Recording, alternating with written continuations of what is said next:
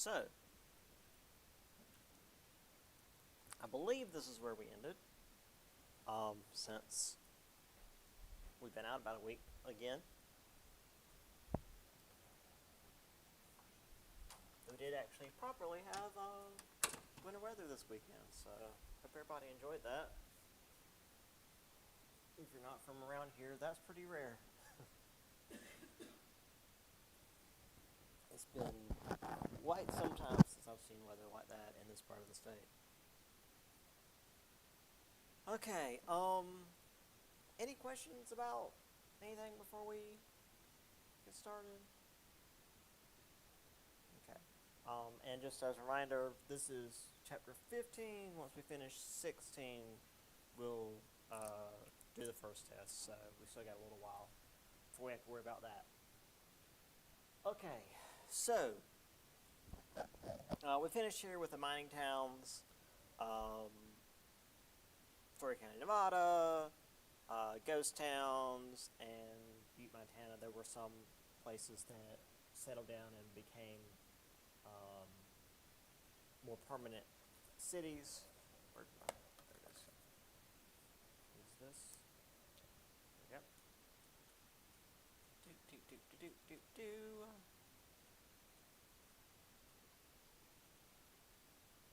Right. So,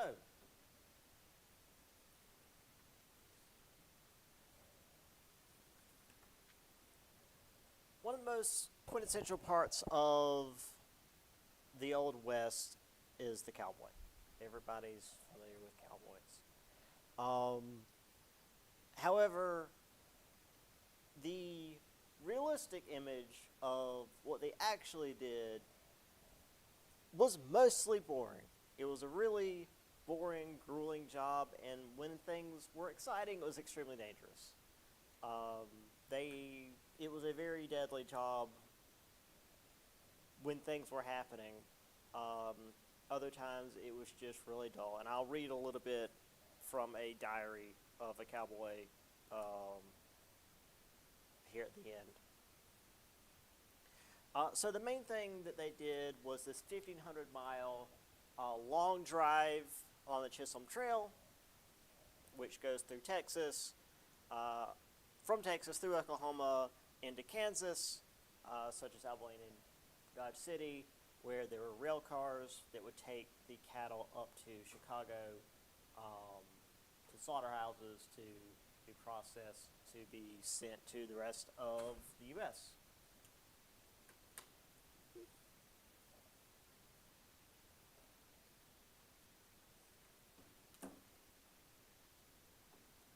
So about 2/3 of the cowboys were white.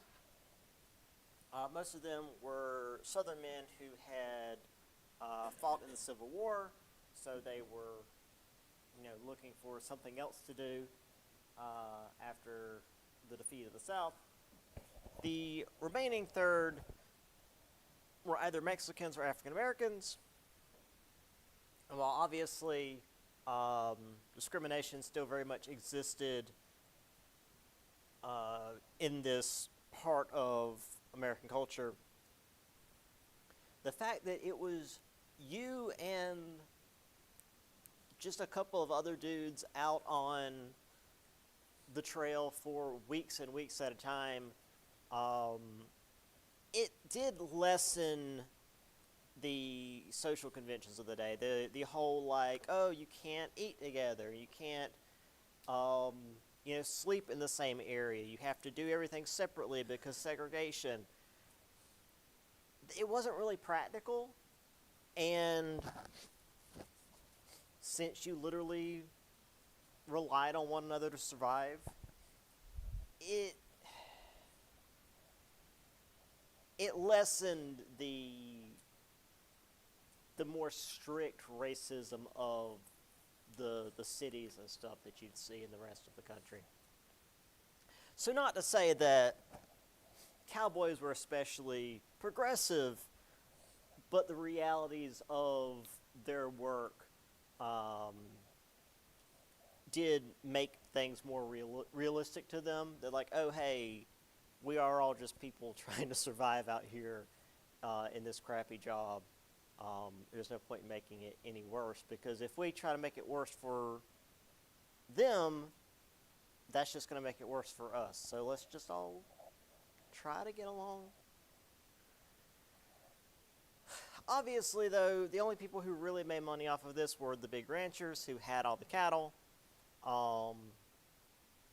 And like we've mentioned with cotton before, apparently at this point in the country's history, the demand for beef made that an entire section of the economy, an entire part of the economy hinged on beef production. Sort of like, car production a few decades ago. However, just like we're going to see with, well, we've already kind of seen with the farmers out west, when everybody's producing the same thing, it's going to flood the market, which is going to cause prices to drop, which means that you're making less money. And the only way to, well, there's a couple of ways to fix that. One is to diversify, but that's hard. So the easiest way to fix that is to just produce more, but everybody's going to do that, so then you're flooding the market more, which is going to cause prices to crash even more. But also, competition from Canada and Argentina means that prices are crashing even harder, to the point that the bubble burst. And in addition, homesteaders are closing in regions of the West, because the main way to have cattle back then was just to let them roam and graze as they saw fit, rather than today where you have big fields that are closed in with cattle. I mean, acres and acres, but they're still fenced in. Back then, it was the opposite, where you fenced in the area that you didn't want the cattle to get into. Worse than all of this, though, was a series of frigid winters and a drought between 1885 and 1887 that wiped out 90% of cattle herds. Which, again, I mentioned before, you don't see 90% a lot. That's might as well be everything. 10% isn't enough left to do anything with. And that made pretty much all the cattle barons completely destitute. They lost all their money. And with the cattle barons gone, the cowboys don't have a job anymore, because their whole job is to move cattle. It's in the name. So they have to go elsewhere for their jobs. So the whole, era of the cowboy wasn't especially long. Between 85 and 87, it began in the 1860s, so only 20 years was really the, quote, golden age of the cowboy, when they actually were, moving cattle and doing stuff. And then after that, it became similar to other mythological figures in history, the knights and the samurai and even pirates, where they were simply mythologized after the fact, after this short period of them actually doing stuff. With, for example, the Buffalo Bill's Wild West show, where he made up stories of things that cowboys would do in the West. But that's neither here nor there. So I got some images. Again, you would just have these groups of dudes that would have to work together for these weeks at a time.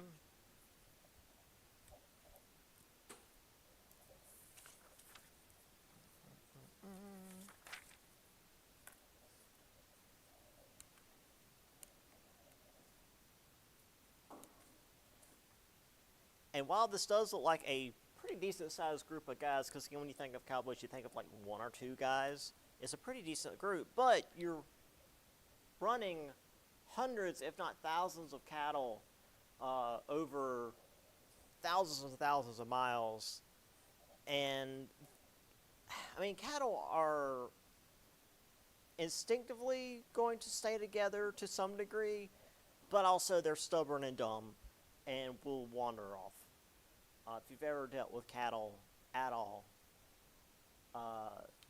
they're stubborn and dumb in equal measure.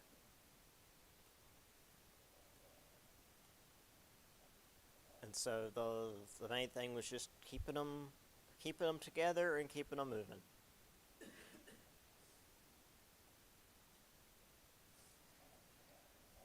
So, again, the book has this little thing where you've got the Buffalo Bills Wild West show here on the left, and then on the other side is a letter from, quote, a real cowboy. Let me make sure that I'm properly, okay, sure that can be heard by my online folks. Just to summarize here, so on the 12th, I don't know what the month is, but that's what they say. Hard rain and wind, big stampede, 150 head of cattle gone, hunted all day, rain pouring down with poor success, nothing but bread and coffee, etc., etc. Read all day and gathered all but 35, mixed with 8 other herds. Last night, 5,000 beeves, that's steers, stampeded at this place, and a general mix-up was the result. On the 13th, finished separating our cattle and moved up 4 miles. So 4 miles was the course of an entire day of actually getting stuff done. And remember, this is a 1,500-mile trek, so making good time. 14th, last night was a terrible storm, etc., etc. For once, we found them all together near the camp. All the other droves, as far as I could see, are scattered to the 4 winds.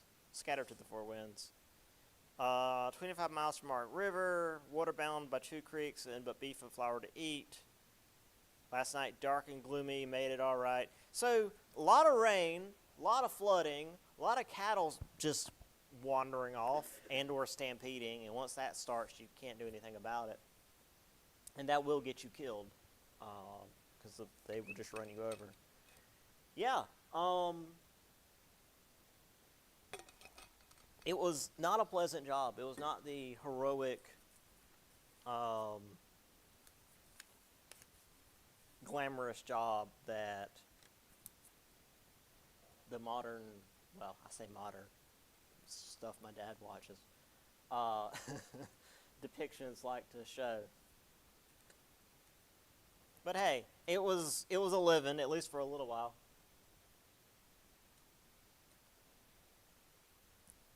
So one of the other groups out west, and really one of the biggest groups, besides the miners, were, of course, farmers. This was largely due to the Homestead Act. This was passed by Lincoln's Republican-dominated Congress. They were given 160 acres of land on the condition that they cultivate it. This was essentially to ensure that cities could eventually go westward, because you need people out there cultivating the land so that the land can be used for, farming and whatnot. Now, it was this weird coalescence of good/bad timing. 160 acres was not enough to survive. However, it had been very rainy for about 10 years after 1878, and with the modern technology of the day, steel-tip plows, windmills that help to pull water out of wells and whatnot, a lot of settlers thought that it was going to be easier than it actually was. The Midwest, as we've mentioned previously, is a semi-arid region. It is not as fertile and easy to farm as it is here east of the Mississippi. About a third of these folks heading west were from Europe. So by 1900, that's about 2 million people. They were lured by promises and easy transportation from railroad companies. The railroad companies would often enter into agreements with steamboat companies to get these people over from Europe, and then they would have like vouchers and stuff to send them westward on trains for real cheap.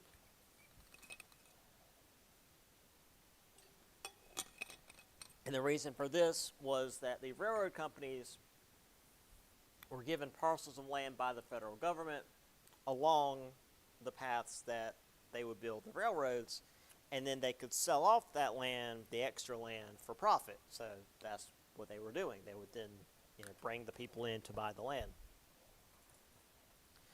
And then as these people are coming in this era where things are going pretty well, they'd send letters back home telling their families that things were going really well and that the land was bountiful and easy to harvest, so more people would head west.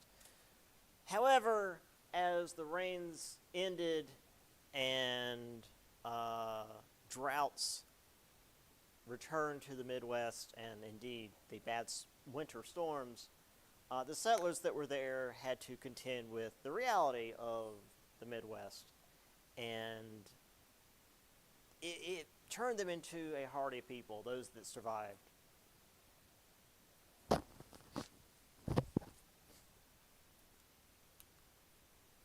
Now, as I've mentioned in the mining towns, a decent percentage of folks heading west were women, because again, this idea of the West is typically popularized by cowboys, and that was a male-dominated profession. But as far as settlers, quite a few were women, and a large number of them were actually even single women that went out and staked claims of their own. There was a push for partial women's suffrage in Kansas. Partial women's suffrage is to say local and state elections. Obviously, they can't vote federal elections because, we can't have that. But by 1887, women could vote for local and state elections in Kansas, which was the only state at the time that was possible in, because if, again, those of you that were here last semester, we talked about New Jersey, but that was more of like a loophole thing. Here it's just that's in the law in Kansas. We'll talk more about that later as well. Obviously, for folks heading west, farming was the majority of what they did, unless they were settling in towns, and there weren't that many towns to go around yet. And if they're going to settle and simply try to survive, they're going to go for cash crops. So wheat and corn, stuff that's fast to grow, and you can sell for pretty high prices. And also wheat and corn, that's grain. That's stuff that you can pack, and it's not going to go bad. You're not going to grow like tomatoes or something. They go bad too easily. You can't ship that sort of thing, at least not back then. However, because when you're growing something like this, you plant in the spring and it takes the entire year to grow, and then you harvest in the fall. Market fluctuations are going to happen suddenly, and if the price of wheat or corn drops, and now you can't sell this for the profit that you need, you can't pay back the bank loans that you took to get it in the first place, much less the land that you bought in the first place, and now you have to sell your land back to the bank, and then these big corporations buy it up, and that's how we get what we've got today, where you've got basically these massive farm conglomerates that own everything, as opposed to like any small farmers.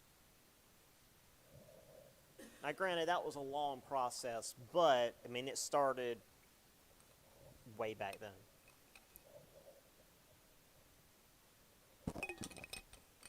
Because you can't swap what you're growing in the middle of a season. That's just, it doesn't work that way.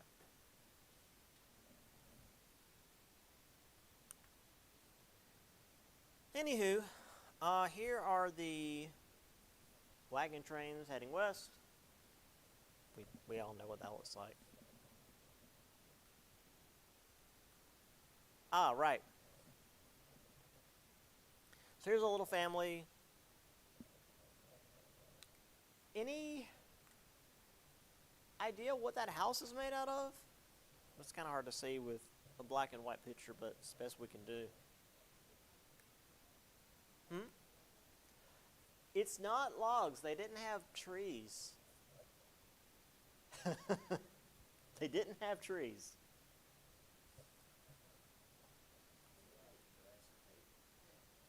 Sort of. It's sod. It's sort of a mixture of the dirt and the grass, because the dirt in the Midwest is like real thick, solid clay almost, and that's mixed with the grass, and you can build sort of solid structures with it. That's why you can see like the grass on the top there. That's what a lot of these houses were built out of, was sod. Which, let's see, is the next one? Yeah, this one's in the book. These are 4 sisters that went west. The book here has the Christmas sisters, Lizzie, Ludi, Jenny, Ruth, and Hattie, along with their horses. They went west. They have, as you can see, they have a few pieces of timber for like structural integrity, but for the most part, it's just sod. It's just dirt, because that's all you really had in the Midwest. At least until the big towns start moving westward and they're shipping like lumber over via railroad. But until then, you've got whatever you can get your hands on, and that's not much. On that note, I think this next one is, yes, this one is at the beginning of the chapter, and I remember initially I didn't have it, and I was like, I've got to include this in the PowerPoint because it's a really crazy image. They built this house into the side of a hill, and therefore the cow is on the hill, but also technically on the roof of the house. Because that was the easiest thing to do, was there's a hill, so you can build your house into the side of the hill. You don't have to build a back wall. Because again, you don't have much in terms of building material. They brought the windows with them, but not much else. So yeah, it was an ordeal just having material to build with.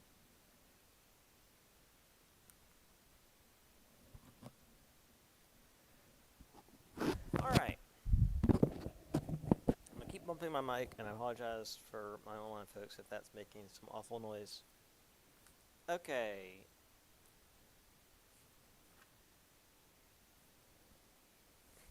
A few other groups. We have the Mormons, because if you're familiar, they've got Utah. Oh, look at that. We're getting spam calls while I'm at work. So, we have the Mormons, also known as the Church of Jesus Christ of Latter-day Saints, followers of Brigham Young. Now, they weren't heading west for adventure or, seeking gold. They were heading west because they were trying to escape the U.S. and their intolerance of polygamy, because that was a major part of like early Mormon doctrine, which I'll get more into in a minute. Mormons had a more communal approach to land, which meant that they got along with natives a little bit more, although there is this whole there was this whole event where a native, I think it was a village, got wiped out, and the Mormons reported on it that, like, oh, it was another native tribe that attacked them, but, like, it was very clearly a group of Americans that did it, and the only people who had been in that region in the last, like, month were the Mormons that had been through. So, yeah, they're very touchy about that particular incident. But for the most part, they got along with the natives better than most groups of Americans. Still, Congress said that religious practice did not give them the right to violate the Constitution, so polygamy was made illegal, and they were further punished through the Edmunds Act that disenfranchised men that engaged in polygamy, which is to say they were not allowed to vote. If you're disenfranchised, your right to vote is taken away. 1887, it didn't give a specific act there. Mormon assets were limited to $50,000, and anything above that was seized by the federal treasury. So lots of pressure was being placed on the Mormons because of the whole polygamy thing. Which I'll explain more in a minute. I don't want to get ahead of myself before we get done with the notes. 1870, voters in Utah wanted to extend the rights of voting to women. However, those that were against this suggested that the enslaved Mormon women would just vote with their husbands, which would just perpetuate polygamy. So the Edmunds-Tucker Act rescinded the right for women in Utah to vote. And it wasn't until polygamy was rejected that Utah was granted statehood in 1896, and then women were given the right to vote the next year. So, polygamy by definition is, marriage with multiple individuals, typically a man and multiple women, but that's not necessarily the case. Typically, though, like 99%. However, that's what it is on paper. In practice, what it often meant and why it was such a big deal was that it would be like a 60-year-old guy and like 13-year-old girls. Yes. And that's why that's the language they used, because there was a whole lot of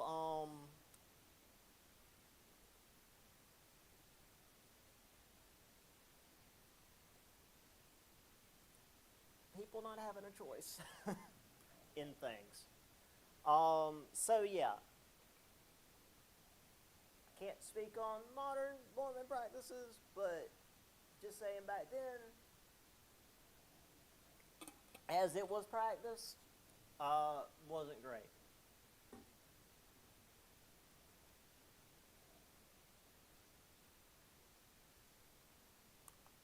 So here you've got a group headed west.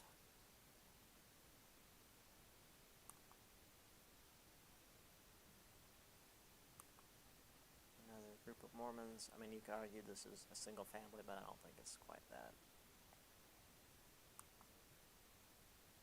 And then we have this fantastic bit of literature here. Polygamy, or the Mysteries of Mormonism, being an expose of their secret rites and ceremonies. Like, okay, polygamy is a problem, but not like some secret ritual. They act like it's dark magic. Please place this in a conspicuous place. Anyway, yeah, so it's a whole thing, obviously. It's much higher quality than I can post up here, but there's a lot to it.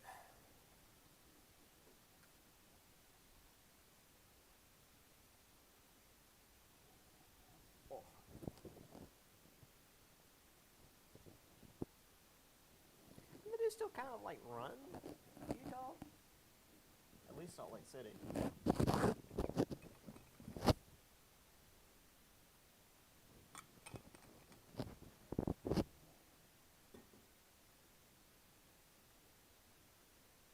All right. So, let's see. Another group out west that's getting the short end of the stick that's not natives, because we've already talked about that. The Californios, which is the group we mentioned previously,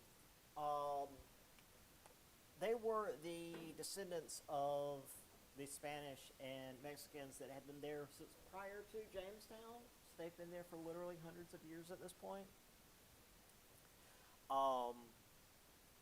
So with the 1848 Treaty of Guadalupe Hidalgo, which ended the Spanish-American War, the Mexican-American War.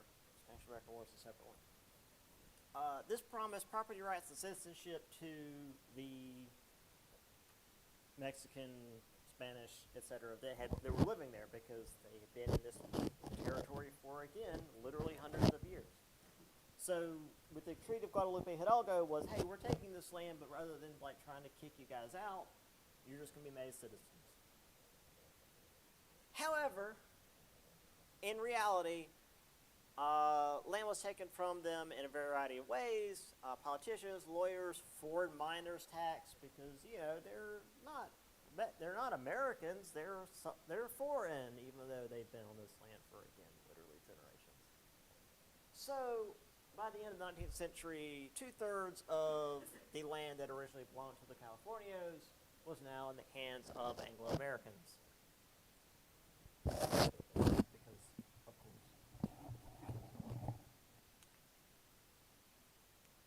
Obviously, a number of Spaniards and Mexicans in the region we're not going to take this lying down. So we have, let's see, an Anglo ranchers forced them off their land supposed to be near Las Vegas, New Mexico. A number of them joined with Juan Jose Herrera, assembled a band of masked night riders known as Los Garras Blancas, or the Whitecaps, and over the course of 2 years, they gathered a group of nearly 700 Whitecaps, which burned Anglo fences, barns, haystacks, homes, and railroad ties. However, while this was a pretty major campaign against American encroachment in the area, it was not enough. The Anglo settlers still poured in huge numbers, and by the end of the 1800s, the Spanish-speaking populace was further disenfranchised. Which, I mean, that's just kind of been a pretty common theme in American history.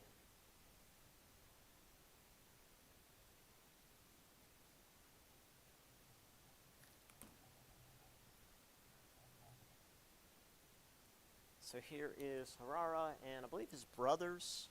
I think it's Herrera in the middle.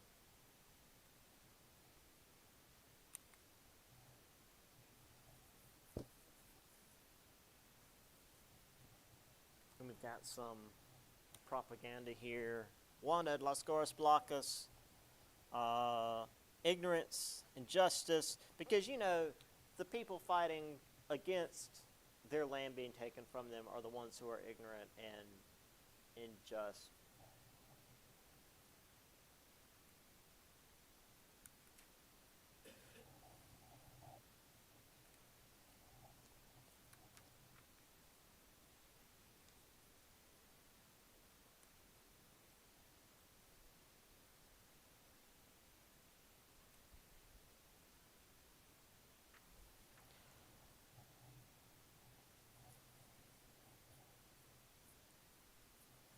All right.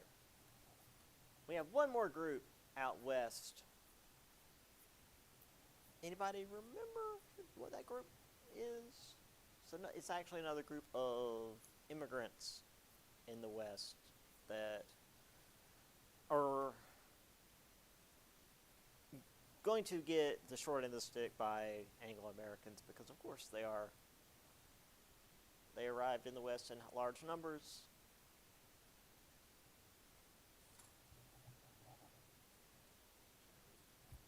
The Chinese.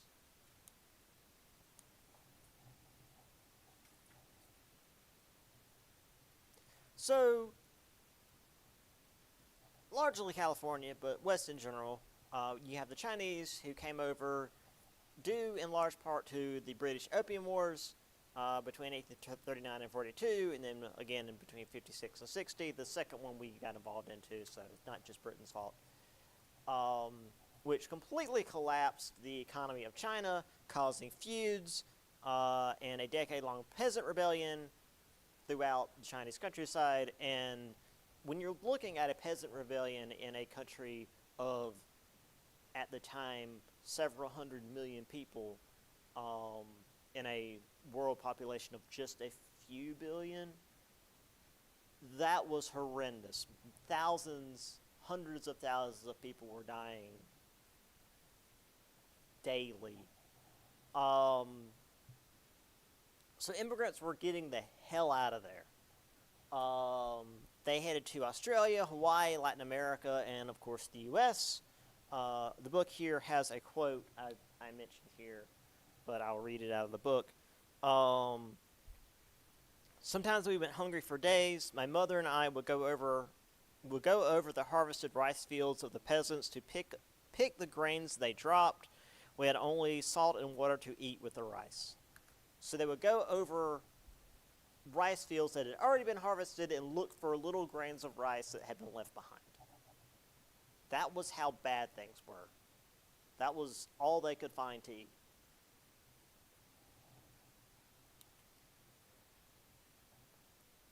And obviously, one of the main reasons they came to the western United States was the gold rush. Because, I mean, hey, digging in a mine is not exactly skilled labor. That's something anybody can do.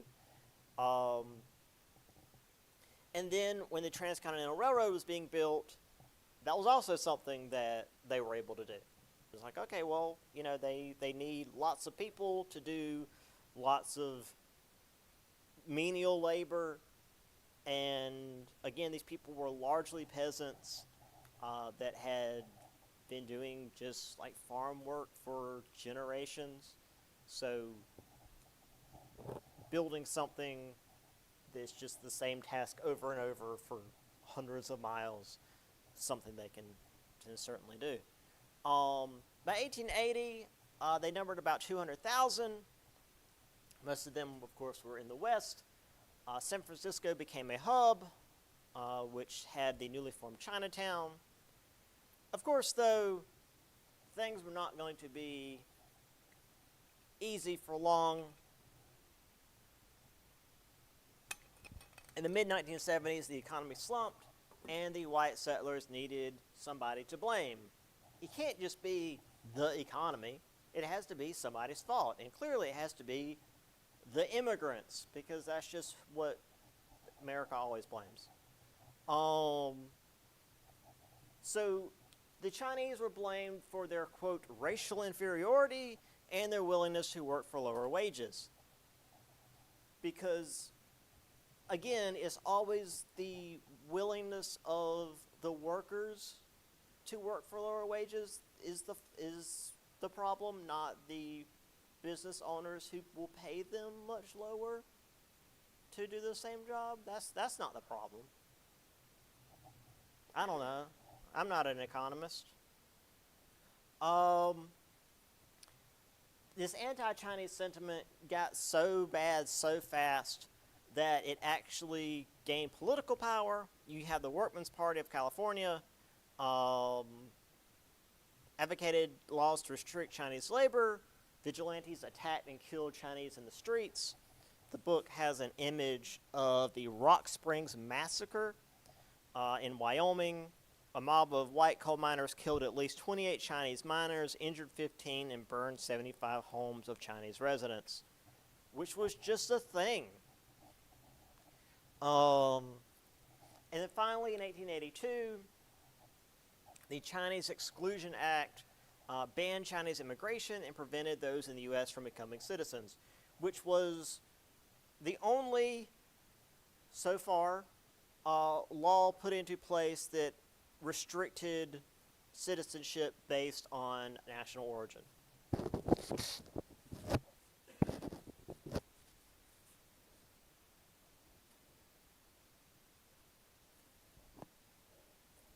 We're actually going to be seeing references to this going forward, where we because some stuff happens with Russia, and we're like, oh, Russia, how dare you do this to these people? And Russia's like, you mean the thing that you did to the Chinese like 30 years ago and haven't rescinded it at all? Yeah, you're so high and mighty. And not everyone was on board with this anti-Chinese sentiment.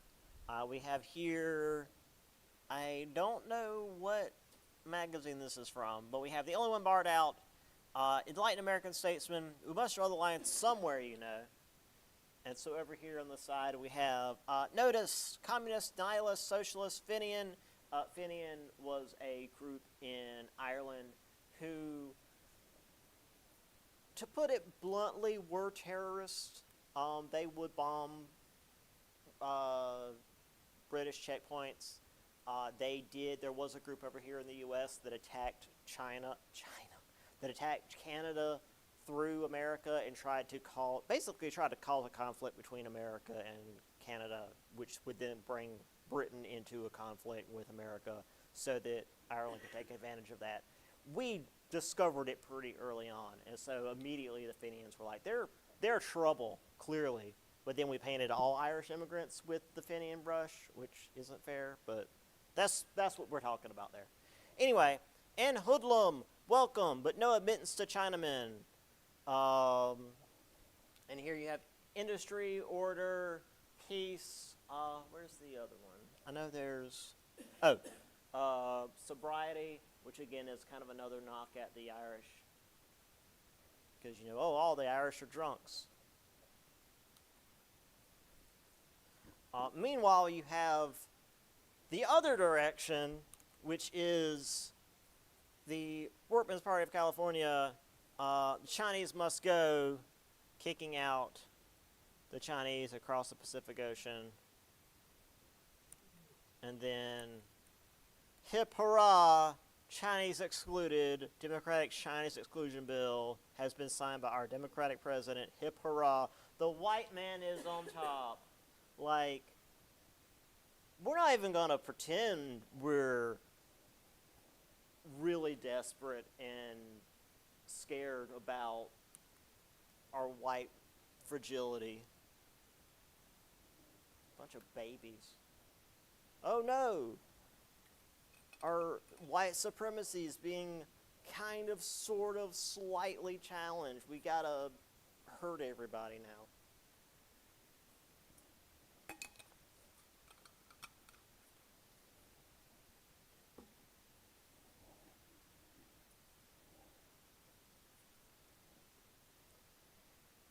Anyway, if I don't have this PowerPoint on Blackboard yet, I will have it up after class. Because, we're done. I mean, not for the day, but we're done with the chapter. Because we can go ahead and move on to chapter 16. As we mentioned, while the West was seen as this bastion of individualism and self-determination, it was a combination of the federal government and big businesses, foreign investment, and then, of course, just people working together. Because you can't just go out and live in the middle of the Midwest on your own. You have to work with other people to survive. Because that's just how people work. And while the West did bring opportunity for Anglo-Americans, it hurt pretty much everybody else. It destroyed the culture and lifestyle of Native Americans, the original holdings of Californios, and of course the Chinese, who were trying to also partake in the American dream, and clearly we're just not allowed because racism. All right, what's the next one? Oh, right, industry. Let's get into industry, which is ever so slightly less depressing.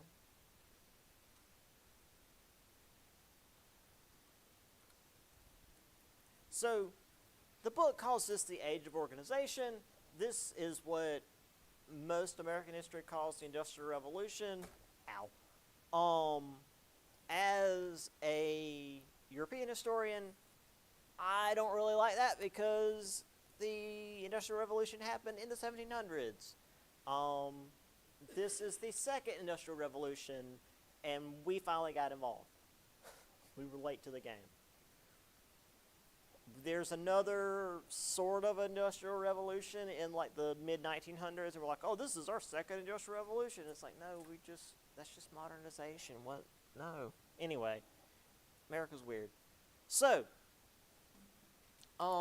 we have 2 chapters about this. This is the actual industry, and then the next chapter, which obviously will be after the first test, is like about the workers and whatnot. So, yeah. Anyway.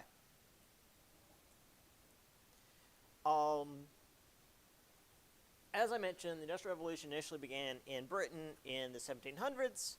But by the 1870s, we have the second Industrial Revolution because it's a whole separate thing.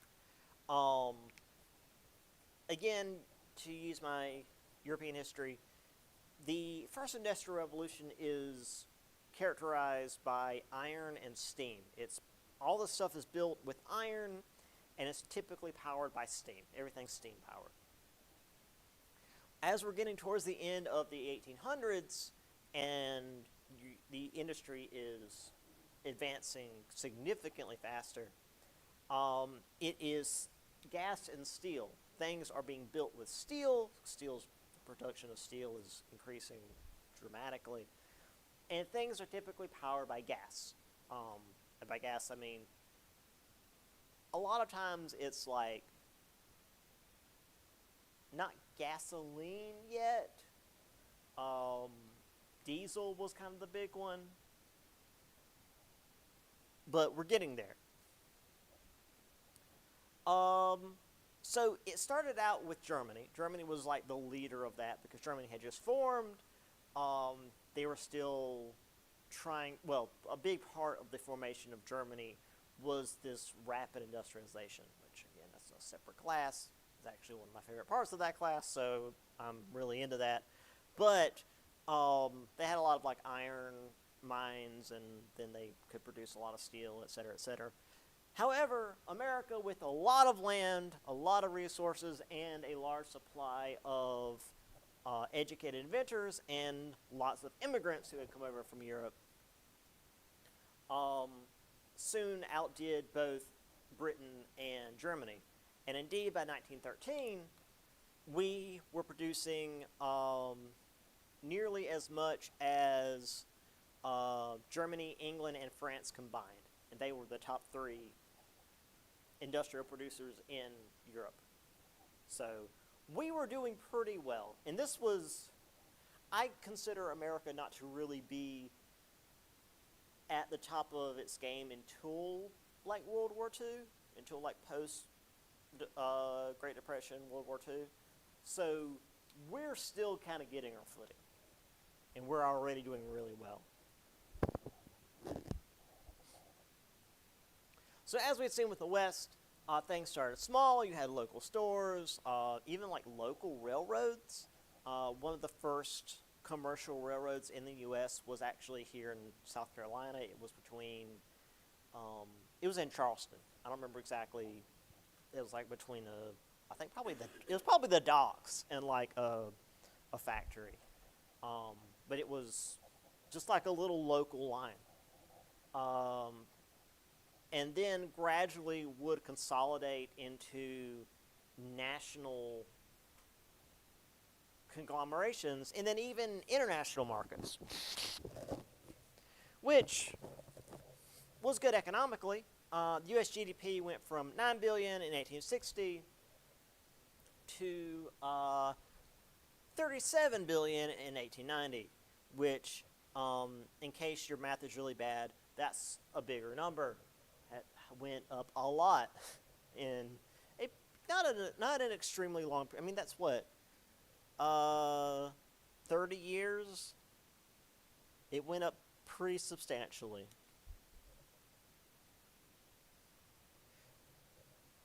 So, as with Europe, and again, especially Britain, because we might be like, oh, we're completely different from Britain. We're not that different from Britain. In Britain, the railroad was the center of their industrial revolution from the start. And it was also for us. It was hard industrial transformation, and it was not just the big thing with transportation, which I'll get more into in just a minute, but because of how much it consumed, how much it required to grow, it also created and stimulated multiple other industries. So it used steel, coal, wood, glass, rubber, brass, and iron, and because of how much it used, those industries also grew just to keep up with what the railroads required. So a single industry pulled all these other industries with it, which is kind of crazy. Which is why later on, when we talk about like these various economic crashes, it's because such and such railroad had a economic panic and it affected the whole economy because everything is in the railroads. And also, the reason why it's all railroads is because they can move stuff so efficiently. They can move raw products to factories, and they can move the finished goods from the factories to the stores. And this is causing the shipping prices to plummet, which means more people can be involved in the economy, which, you know, people can buy stuff at greater, not economy, in greater numbers now, which means that more money is being put into the economy, which means more stuff can be put into things like the railroad, which means that's just getting more efficient, which means prices are dropping even more, so more people can put more money into the economy, and it's just this whole circulation. Again, if you guys recall from last semester, I think it was last semester we talked about, yeah, because it was the canals. Like, it was, we sort of had dirt, we had like gravel roads, and that was like the best we had. And then canals got built, and like it literally created New York City.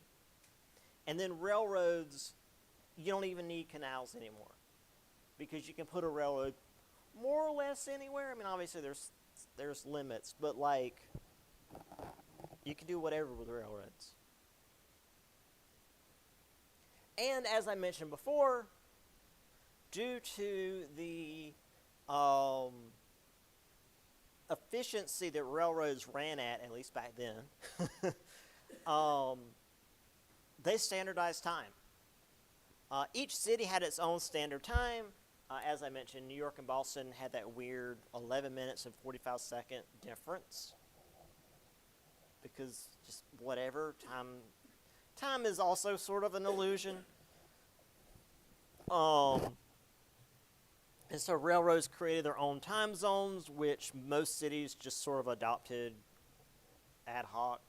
And then by 1918, the government took these railroad time zones, adjusted them slightly, and then officially put them into practice.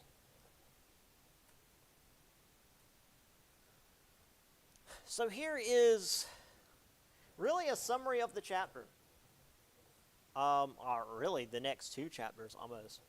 Railroads, bigger factories, massive profits for business tycoons, labor unions, which goes into difficult conditions for industrial workers leads to labor unions. Electricity, which is the whole thing.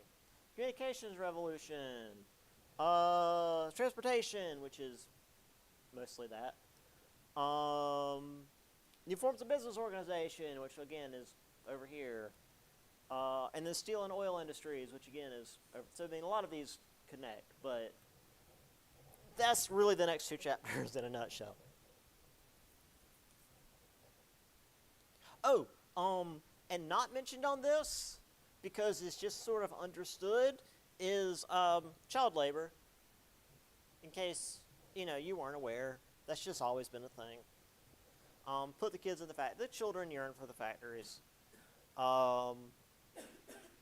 They're smaller and can be paid less. They eat less, so they can be paid less. That's fine.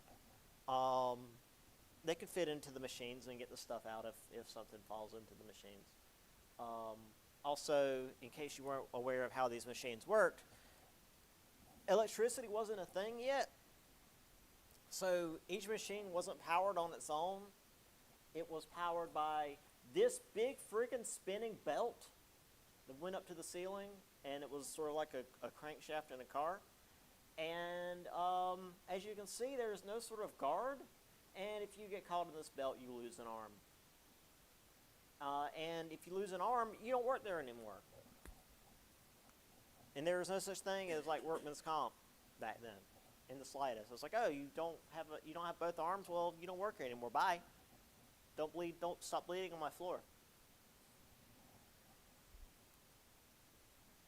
And I mean, that's assuming you survived it all, in which case they throw you in a hole. Anyway, here's the Transcontinental Railroad joining Promontory Point, Utah. This is, I believe, a steel mill. Obviously, big train yard here. This is what it looked like going into Chicago when I was taking the train. It was just that as far as you could see both directions.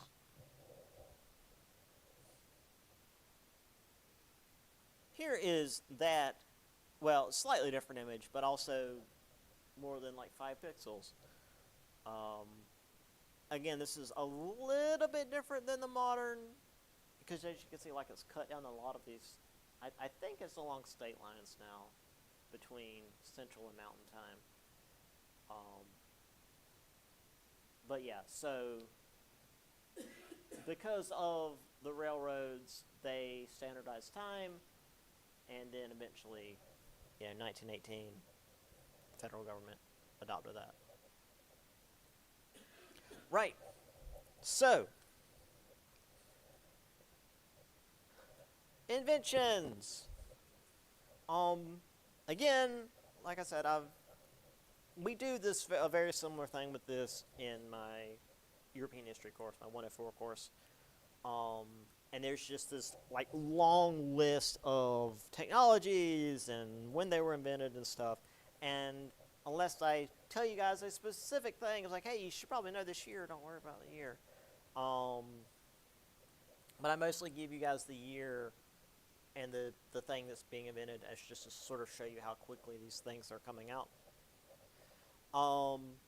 So yeah, there was a sudden influx of inventions, which was a combination of minds, access to resources, desire to improve. So things continue to get better, and something that should be mentioned, very few of these things came out of nowhere. There was very little like, just, hey, here's this just brand new idea that came out of the ether. It was always a gradual improvement on things from before. So, 1866, transatlantic telegraph line connected America and Europe. That's a pretty big deal. I'll mention the thing about that in a little bit. I mean, obviously we had telegraph lines, but this was putting a line across the entire Atlantic. Typewriters in 1868. Again, I mean, that's kind of a thing that's gradually been making its way. Carbon paper, 1872. If you've ever written a check, you know what carbon paper is. You write on the thing, and then below it is a really poor copy Adding machines, 1891, a really, really simplistic version of a calculator. Mimeograph machine, 1892. I don't entirely know what that is. I looked it up and I still didn't quite understand what it's supposed to be. I've got a picture of it. Don't worry about it, obviously. Skyscrapers in the 1880, due to a number of reasons. Structural steel. But prior to the 1880s, the buildings were built with wrought iron. And wrought iron is strong, but it's heavy, and it does have a limit. And once you get to a certain height, it just buckles under its own weight. Structural steel, I know when you think steel, you think, oh yeah, this heavy metal. Steel is a lot lighter than iron for the same mass. And it's a lot stronger than iron. And then also, the Otis safety elevator was invented around this time because you can only get so high in a building before you're not going to be taking, 12 flights of stairs every day to get to your apartment. Elevators have been a thing since, I don't know, man, the classical era. You just run a rope over a pulley and pull the rope and lift a thing. That's forever. But they're all so dangerous. You don't want to ride in one because that rope fails, you're going to die. The safety elevators are emergency brakes. They're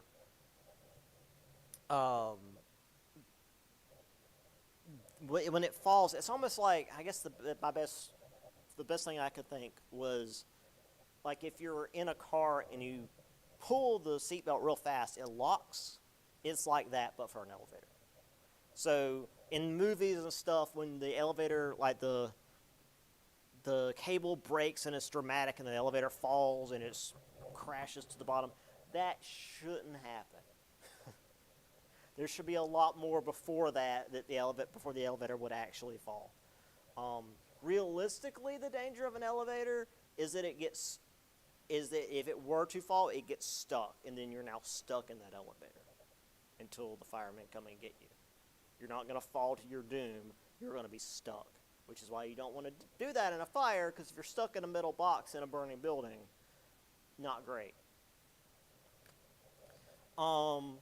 I'll talk a little bit more about that actually in a bit as well, because I do security at Otis now, and I talked to the lady that runs the plant, and she gave me a little bit of information to share with you guys.